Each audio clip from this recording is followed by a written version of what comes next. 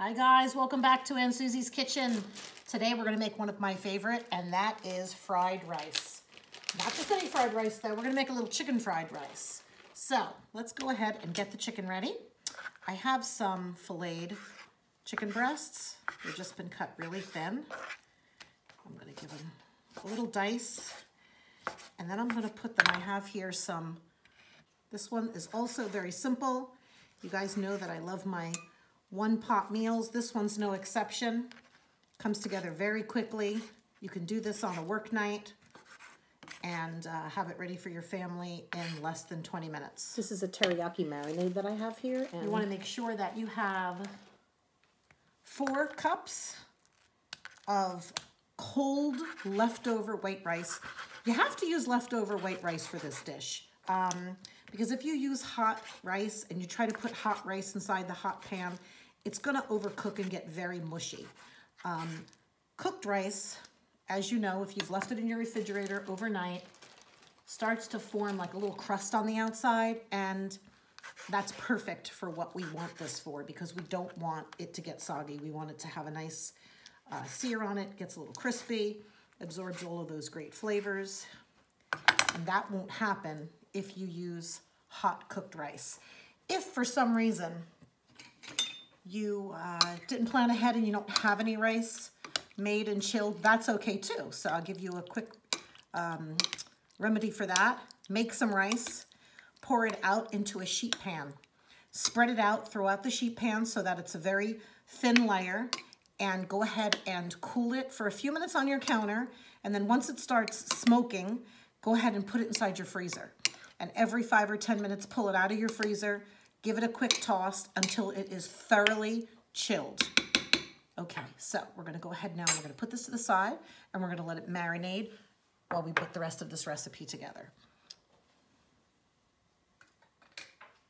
Okay, took a quick break, and I went ahead and washed my cutting board, washed my hands, washed my knife. Please make sure when you're working with raw chicken that you definitely keep your work area clean and sanitary. I put a towel down here, a damp towel, and I put my cutting board on top of it. It'll stop it from moving. So that's what I'm gonna do. Okay, like I said, this recipe comes together very, very quickly.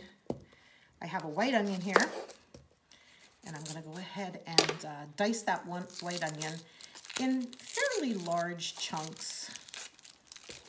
You wanna be able to see the onion. You don't want it to disappear in the dish. And I like to just give it a rough chop up top. I score it, turn it on its side, and then go ahead and finish it up. Don't worry if it gets away from you. You can always just go back and rough chop that last piece there. Perfect. Okay, so we're gonna go ahead and put this into a bowl, put it to the side while we get the rest of our ingredients ready. And the next thing that we're gonna prep is our carrots. Carrots and onions, very popular in fried rice. I personally don't like peas, so I don't put peas in mine, but you could if you want to. These carrots have already been washed, but I'm gonna go ahead now and take the skin off because I don't like the way that brown skin looks. You can use a vegetable peeler if you want. This is an alternative, especially if you don't mind getting splattered with a little bit of carrot juice while you're doing it. All right, so clean that up out of the way. Great. Okay, so then for the carrot, depending on the size of your carrot, you want to make those cuts pretty uniform also, because you want them to all cook at the same time. So the carrots and the onions should all be cut pretty much the same size. So I'm just going to give this a chop.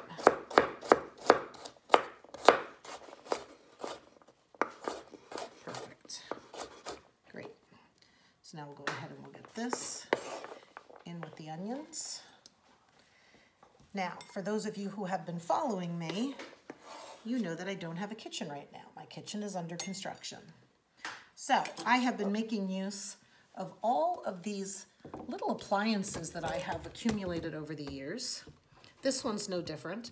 This one actually I have fond memories of because this one lived with me at my first Aunt Susie's kitchen location when I opened up a small Italian deli and I had a catering hall.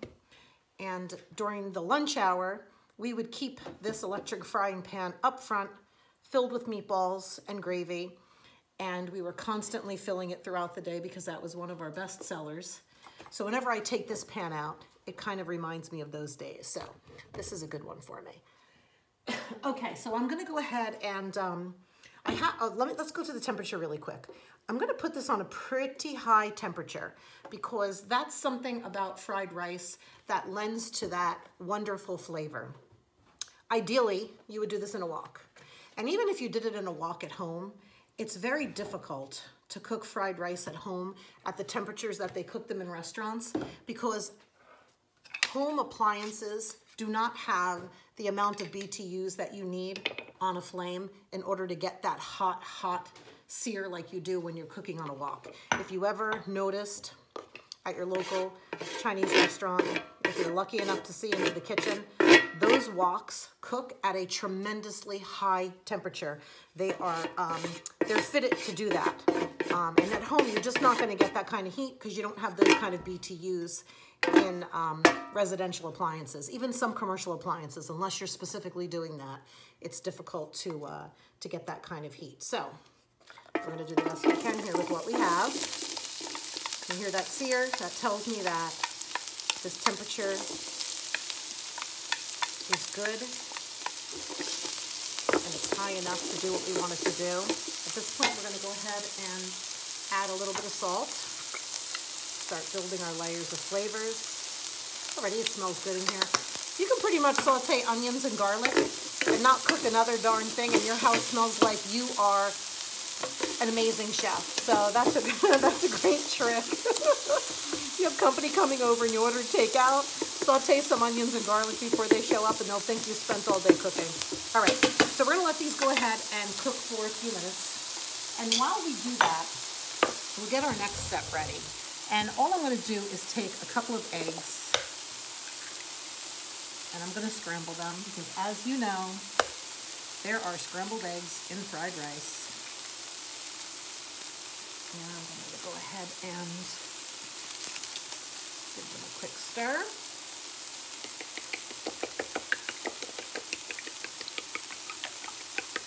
Perfect. I'm going to set this aside. We'll go back to that in a few minutes. Let's see how these onions and carrots are doing over here. Ooh, they look good. They smell even better than they look. Starting to get a little color, and that's okay. So what we're going to do is we're going to push these off to one side. And then I'm going to go ahead and I'm going to grab the chicken that's been marinating. And I'm going to go ahead and put that in here now. We have it diced really small, so it's going to cook very quickly. And keep it moving. In the meantime, I'm going to go ahead and wash that bowl out. And when that chicken is done, I'm gonna pull it out so it doesn't overcook. And then we're gonna go ahead and we're gonna add the rice and start building our flavors. Okay, so it's been about 5 minutes and the chicken has been cooking. And I'm gonna go ahead now and take it out, put it inside this bowl. Turn the temperature down just a little bit because now that the pot is empty, I don't want the juices that are left behind to burn. Okay. It's a good thing about these electric pans. The temperature adjusts very quickly, and you're going to see, because now I'm going to turn it back up, scatter around those vegetables that we've been cooking, and now I'm going to add the rice. So I have here 4 cups of cold rice that I made yesterday, and it was in the refrigerator overnight.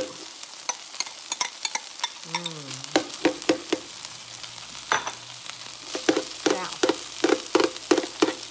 make a little well in the bottom. And in that well, I am going to put 1 teaspoon of toasted sesame oil, because that is the signature flavor in fried rice. I'm going to let that come up to temperature, and when I see the wood from the chopstick start to bubble just a little bit, I'll know that it's hot enough, which it's not just yet. But we're going to take those eggs that we beat before, and as soon as I see a little activity in this oil right here, I'm going to go ahead, not just yet, almost there. All right, I'm going to add the egg. Okay. Keep the egg moving. Some rice obviously is going to get in there, and that's okay.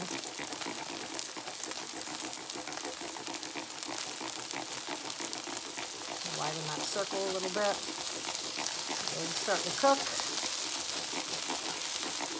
Perfect. All right, so now we're going to go ahead and mix everything in together. You got some clumps of rice, which is perfectly normal. Just go ahead and break them up. It smells so good. Like I said, that sesame oil is the signature scent and the signature flavor when you're making fried rice. Okay, so let's go ahead and finish with the rest of the flavors. First thing I want to do is get a little more salt in there.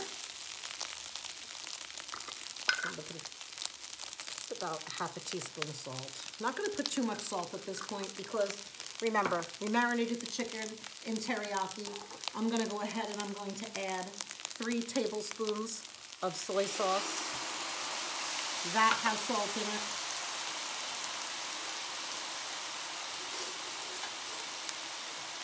I'm also going to go ahead and put in 1 teaspoon of oyster sauce. That has salt in it.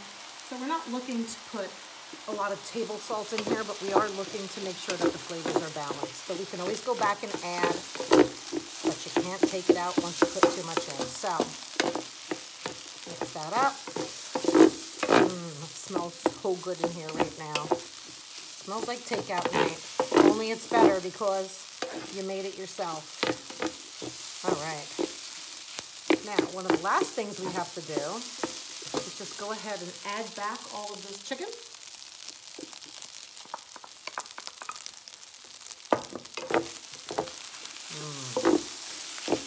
Wonderful. And you could also do shrimp if you like shrimp.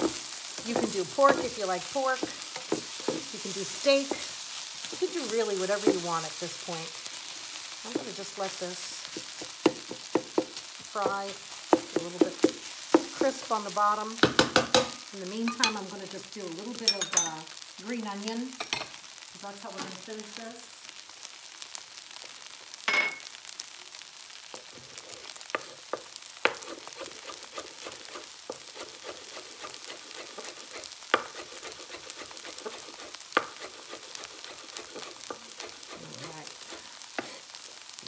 Green onion.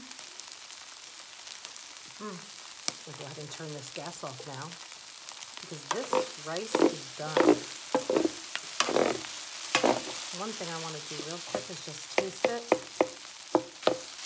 for seasoning and see if it needs anything.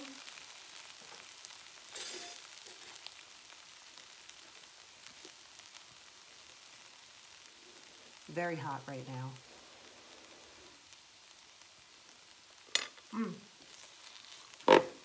That's perfect. It needs nothing. All right. Let's go ahead and plate this. Okay, guys, here's that finished dish. A little bit of green onion at the end, kind of just brought it all together.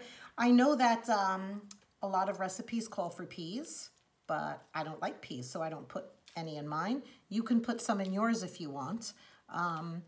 There's no wrong answer, and I know that this is maybe not the most traditional, but I know that this is one that my family and I love. I'm gonna give it a try real quick.